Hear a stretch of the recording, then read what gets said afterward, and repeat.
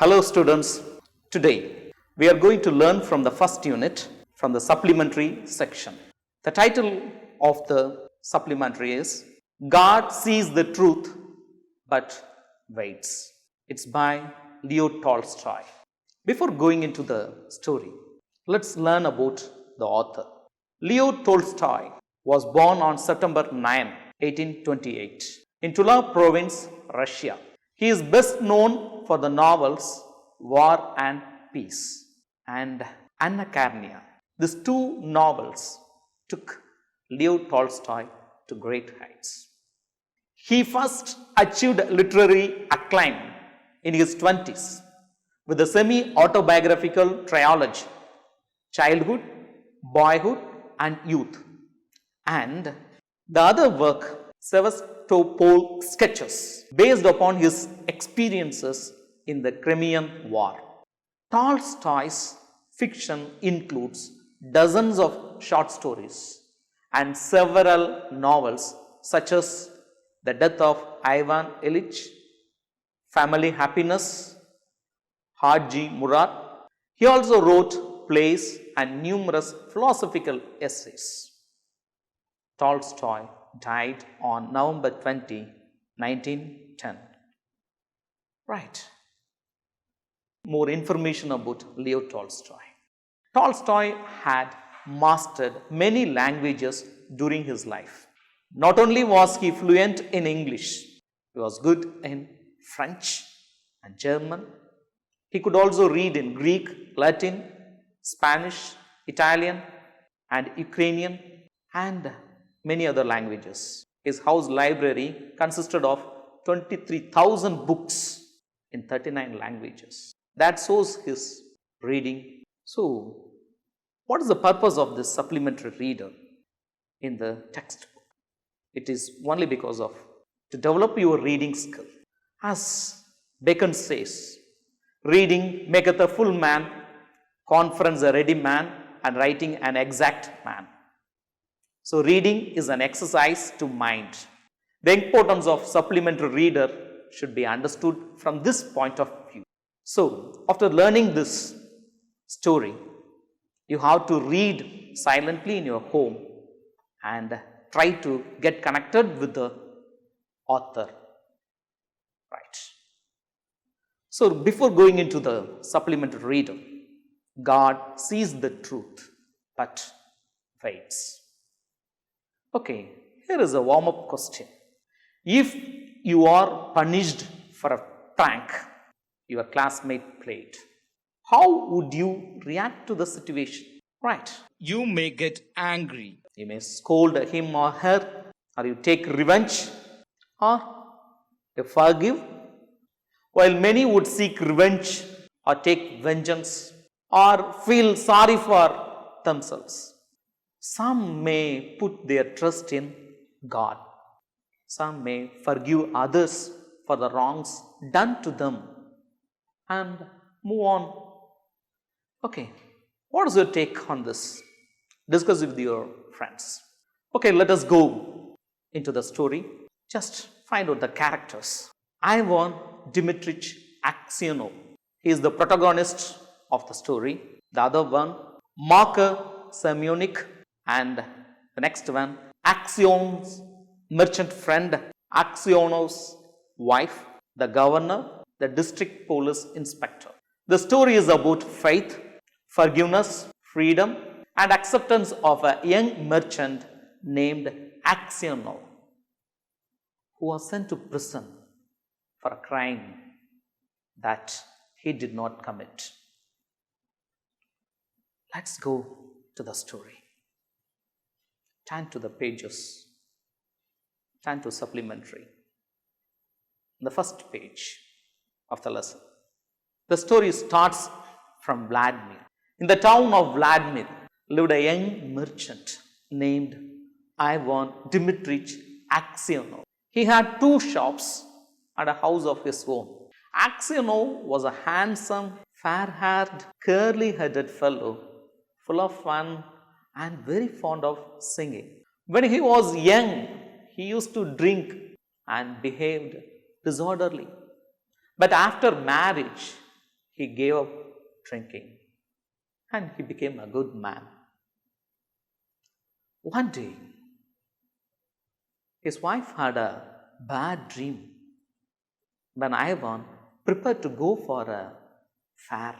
His wife said to him, I have had a bad dream about you, so please don't go. Ivan laughed and he went to the fair. When he had traveled halfway, he met a merchant whom he knew, and they put at the same inn for the night. They stayed together. They had some tea together and then went to bed in the adjoining rooms. Next morning, he started his journey again. But things got changed the next morning. What happened? Then, at the tea stall, he stepped out into the portico, ordering a samovar to be heated. Samovar is a kind of vessel where tea is produced. You can look at the picture. Then he got out, he took his guitar and started to play. At that time, suddenly a troika, a three-horsed cart, troika, drove up with tingling bells. An official and followed by two soldiers came near to him. The official came to Oxionov and asked many questions. Oxionov was surprised. He didn't know. He started to panic. He was cross-questioned by the official. Where did you spend last night? Were you alone? Or with a fellow merchant? Did you see the other merchant this morning? Why did you leave the inn before dawn? These were the questions asked by the officials. Oxionov couldn't do anything. He was stammered. Oxionov wondered and he asked the official, why do you cross-question me? As if I were a thief or a robber. I am traveling on my own business. And there is no question of me. Why do you question me? The police officer said, I question you because the merchant with whom you spent last night has been found with his throat cut. We must search your things. He was shocked. Aksionov was shocked. The police officers searched Aksionov's luggage and drew a blood-stained knife. Aksionov was again shocked. He could not speak. He stammered. I don't know. It's not mine. The police officer asked Aksionov, this blood-stained knife is in your bag. Tell me how you killed him and how much money you have stolen from him. As if he was guilty, his voice trembled. Aksionov grew pale. He told the police officer that after drinking tea with the merchant, he did not see him again. And he just had only 8,000 rubles of his own. He did not steal the money of the merchant. But the police official tied him blindly and took him in a cart and imprisoned near the town. He was charged for murdering and robbing 20,000 rubles. He couldn't get any help. He was arrested. He was imprisoned. His wife came. She was hopeless too. When she saw Aksionov in the prison, dressed in the prison dress and in chains, she fell down. After some time, she asked, what can we do now, Aksionov? And Aksionov told her, we shall send a petition to the Tsar. who is the chief of that city. But the wife replied, already we have sent the petition, but it was not accepted. Aksionov was depressed. He was helpless. His wife asked him, tell me what really happened. He began to weep. Oh, you too suspect me? Still, Axino could not overcome his depression. He said to himself, it seems that only God can know the truth. The truth is, I am not the murderer, I am not the robber, but I don't have any proof. Only God knows the truth. It is to Him alone I have to appeal, and from Him alone I could expect mercy. After that, he wrote no more petitions. He just prayed to God. He was driven to Siberia, and unfortunately, for 26 years, he was a convict in Siberia. In prison, he learned to make boots. With that money, he bought books. He started reading books in the prison. And the most famous book that he read was The Lives of Saints. After that, the prison authorities liked him very much. He was respected. And after many years, the inmates in the prison called him as grandfather, the saint. Right. So almost 26 years have passed. One day, a fresh gang of convicts came to the prison. In the evening, the old prisoners sat around to hear with the new prisoners to learn about their native town. Axino was very eager to know about his town. What is the name of his town? Yes, Vladimir. Axino sat with them. One of the new convicts, a tall man, a strong man of 60, with a closely cropped grey beard, was telling the stories what he had been arrested for. He told the gathering, I was arrested for stealing a horse. I want to go to my home quicker. So I took a horse, and after riding on it, I let it go. But I was caught for stealing, and now I am a prisoner now. I have done many crimes earlier, but I was not found out. But for a simple thing, for stealing a horse, now I was imprisoned. Okay. He told, I am from Valmy. My name is Makar Semyonik. And after hearing that, his name and the name of the town, Axino was eager to know more about Vladimir. He asked Makar, tell me, Makar, do you know anything of the merchants? That is particularly the family of Axinos of Vladimir. Are they still alive? How are they? How is the family of Axino? And Makar told him, I know them, of course. I know them very well. They are now rich. Though their father is in Siberia, I think so. I think in the same jail he is there. He was convicted for a murder. But their family is good. They are rich. They are happy. And after some time, Makar went to Axino. He doesn't know who this Axino is. Okay, granddad, how did you come here? How you got imprisoned here in Siberia? Axino did not like to speak of his misfortune. He only sighed and said, for my sins, I had been in the prison for 26 years. Makar asked him, for what sins? But he didn't say anything. The inmates of the Makar told the newcomer how Axino came to be in Siberia. How?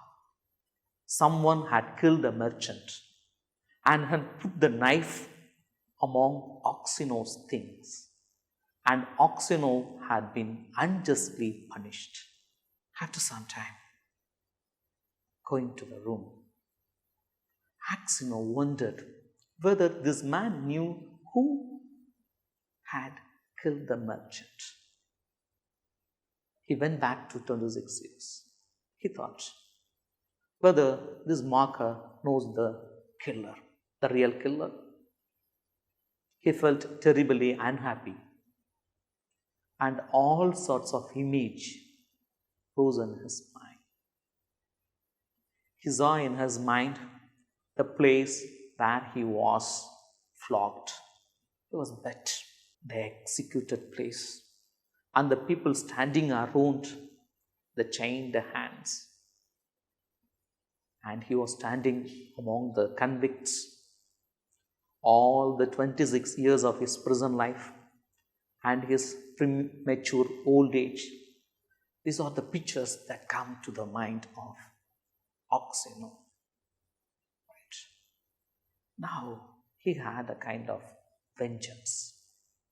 His anger was so great against Marcus Simeonic that he longed for revenge. He kept repeating prayers all night, but could get no peace. During the day, he did not go near Marcus Simeonic, not even look at him. He doesn't know what happened in that night. Marcus digged a hole to escape, and it was watched by Oxeno. And Marcus threatened Oxeno. If he informs, he will kill him. Oxeno trembled with anger as he looked at his enemy. Marcus seems to be enemy for him now. He drew his hand away, saying, I have no wish to escape, and you have no need to kill me. You killed me long ago.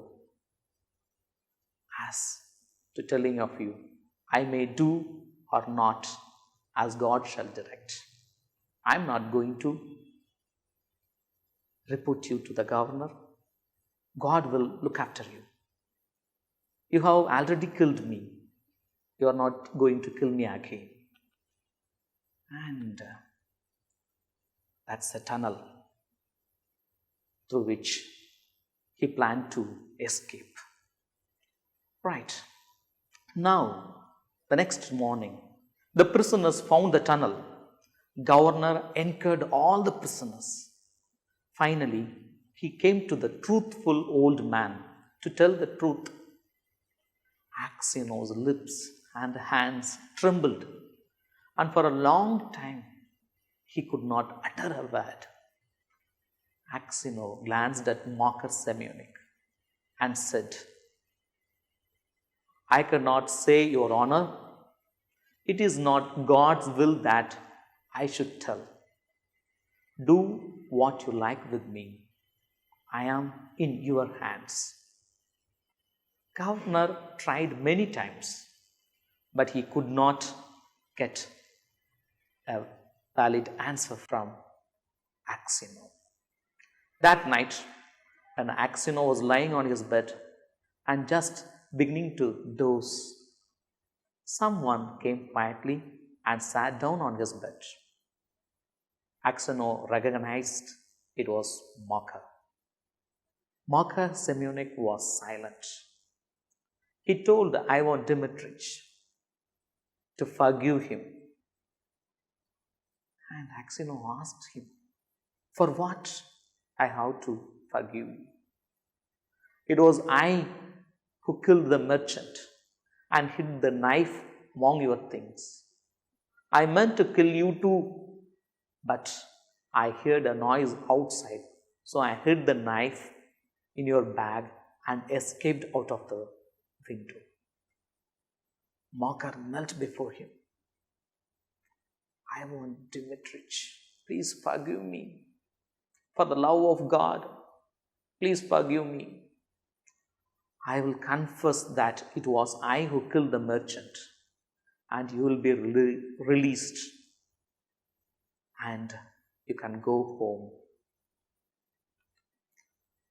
Axino replied, It is easy for you to talk, said Axino, but I have suffered for you these 26 years. Where could I go now? My wife is dead.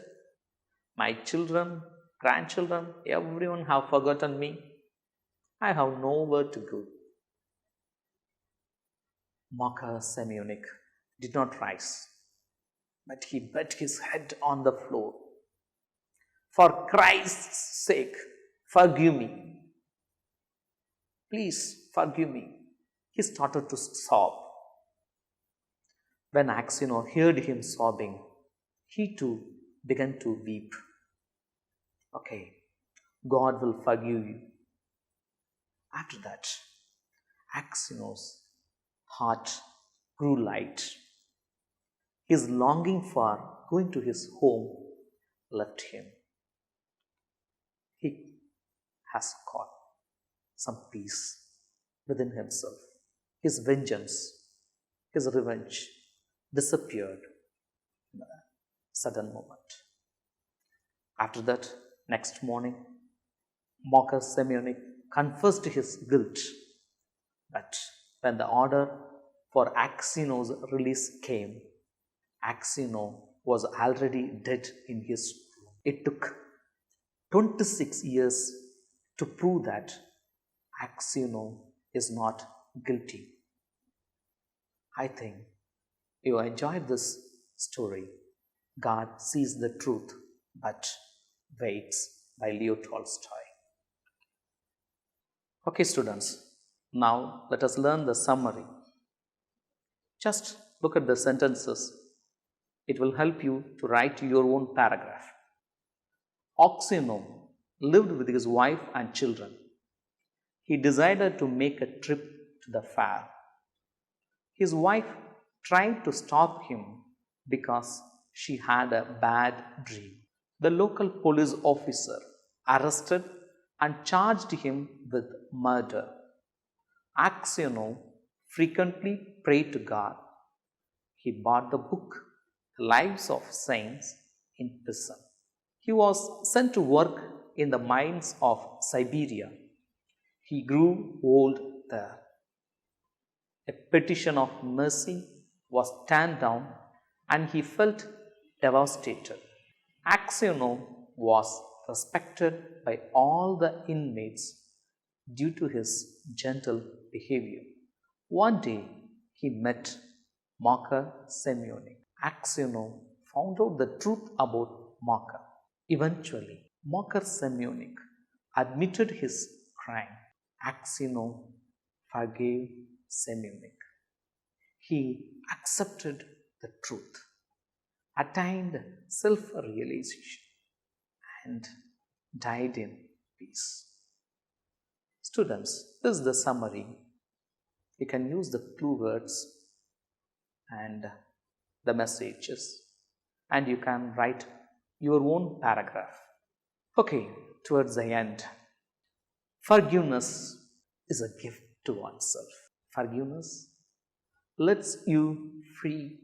Patience and faith in the time of adversities are great virtues. So forgive everyone.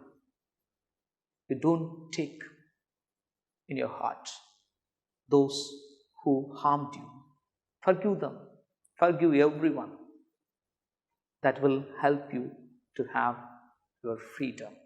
Okay, students, read the story silently and feel the life of Axino and learn to forgive others. Thank you.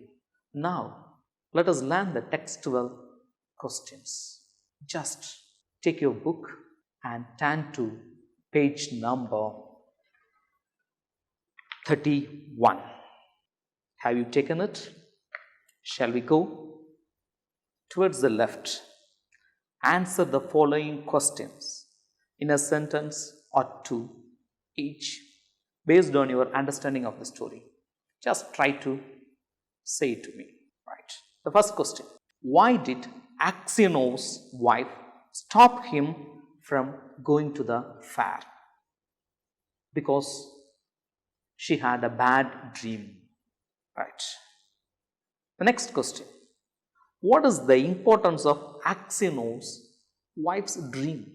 Do you remember the story? Yes. She had a bad dream. And in that dream, he found Axionos' hair growing, becoming white. Right. Let's move to the third question. What made Axiono leave the inn before the dawn? Actually, Axiono usually travels when the climate is still cool. That's why he started to travel early in the morning. Going to the next question. Fourth question. What were the circumstances that led to Axionos' imprisonment? Do you remember? The main thing is the police officers found from his luggage the blood-stained knife. Right, moving to the next question. Come to the question number F. Why didn't Mocker disclose that he had killed the merchant? Mocker. Why he didn't disclose that he killed the merchant? Because he had a fear of getting beaten to death. That was the punishment while a thief or robber or murderer was caught by the policeman. Right. Going to the next question. Did Mocker feel guilty when he heard Axionos' story? No. Mocker did not feel guilty. Okay, students. When you do a crime, we should feel guilty for that. Whether it may be committed knowingly or unknowingly, we should feel that guilty. And we should also forgive. We should not do crimes, but we should develop the habit of forgiving others, because forgiving will make you free. Thank you, students. Thank you.